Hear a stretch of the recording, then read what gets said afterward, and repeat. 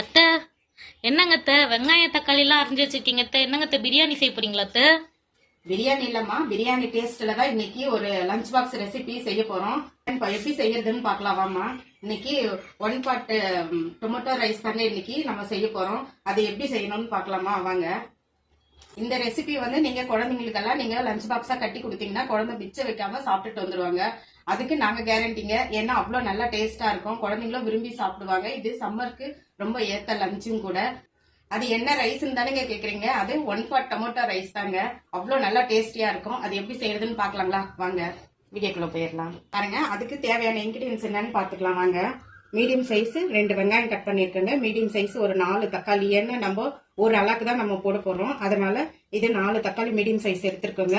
இது ஒரு 5-6 பச்சை மிளகாய் எடுத்திருக்கோம். கொஞ்சம் புதினாங்க. இதெல்லாம் போட்டோம்னா கொஞ்சம் நல்லா நம்மளுக்கு டேஸ்ட் கொடுக்கும். புதினா, கொத்தமல்லி பாருங்க. இஞ்சி பூண்டு விழுது எடுத்து வச்சிருக்கோம். இப்ப நம்ம ஸ்டவ் ஆன் பண்ணிடலாங்க. குக்கரை வச்சிடலாம்.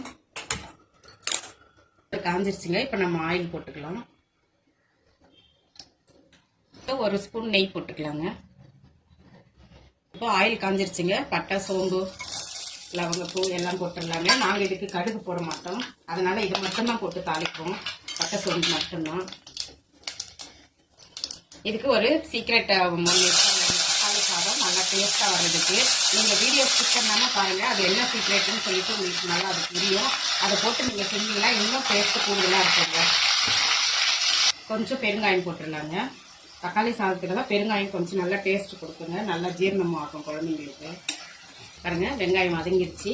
இப்போ நம்ம பச்சை மிளகாய் போட்டு அது கொஞ்சம் வதங்கட்டாங்க. தக்காளி போட்டுடலாங்க. இப்போ இதுலேயே கொஞ்சம் உப்பு போட்டுடலாங்க. உப்பு போட்டால் சீக்கிரமாக அதை வதங்கிடும். பாருங்க, நல்லா தக்காளி வெங்காயம் எல்லாம் நல்லா வதங்கிடுச்சு. அந்த சீக்ரெட் என்னன்னு தானே கேட்குறீங்க? இந்த பூண்டு தாங்க. இது நல்லா குழந்தைங்களுக்கு ஜீரண சக்தி கொடுக்குங்க. என்னதான் நம்ம அந்த இஞ்சி பூண்டு பேஸ்ட் நம்ம போட்டாலும் இந்த முழு பூண்டு போட்டோம்னா இன்னும் நல்லா டேஸ்ட் கொடுக்குங்க தக்காளி சாதத்துக்கு. நீங்க செஞ்சு பாருங்க எப்படி இருக்குது. இந்த சீக்ரெட் தாங்க, அவ்வளோ நல்லா டேஸ்டா இருக்குங்க முழு பூண்டு போட்டு செஞ்சோம்னா. இப்போ இந்த புதினா, கொத்தமல்லி இதெல்லாம் போட்டுடலாங்க. போட்டு கொஞ்சம் வதங்கணும்.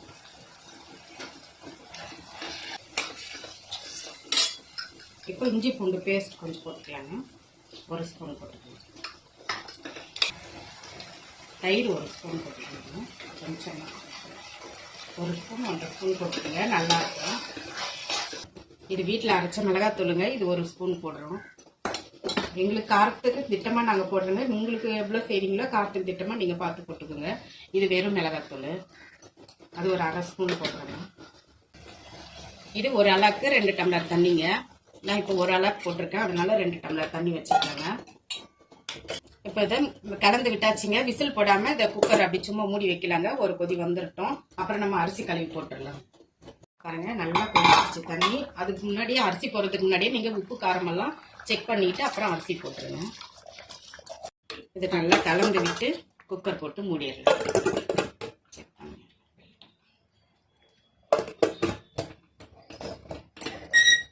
அவ்வளவுதாங்க.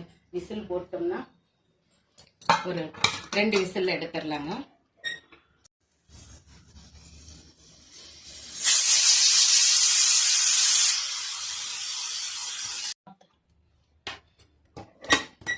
வாவ், சூப்பரா இருக்கு பாருங்க. 1 pot டொமேட்டோ ரைஸ் சூப்பரா ரெடி ஆயிடுச்சு பாருங்க. பாருங்க, குலையாம அடி பிடிக்காம சூப்பரா வந்திருக்கு பாருங்க. ரைஸ் நல்லா பளபளன்னு இருக்கு, அடியே பிடிக்கல. இதே மெத்தட்ல இதே அளவோட செய்யுங்க, சூப்பரா இருக்குங்க ரைஸ். குழந்தைங்க நல்லா விரும்பி சாப்பிடுவாங்க. இது ஒரு பவுல்ல மாத்தலாங்க. இந்த ரெசிபி செஞ்சு பார்த்துட்டு எப்படி இருந்ததுன்னு கமெண்ட்ல சொல்லுங்க. நம்ம சேனல் பிடிச்சிருந்தா சப்ஸ்கிரைப் பண்ணுங்க, லைக் பண்ணுங்க, மறக்காம ஷேர் பண்ணுங்க உங்க ஃப்ரெண்ட்ஸ் சர்க்கிள்ல. சூப்பரான ரெசிபிங்க. இதை செஞ்சு பாருங்க. நெக்ஸ்ட் வீடியோல பார்க்கலாம்.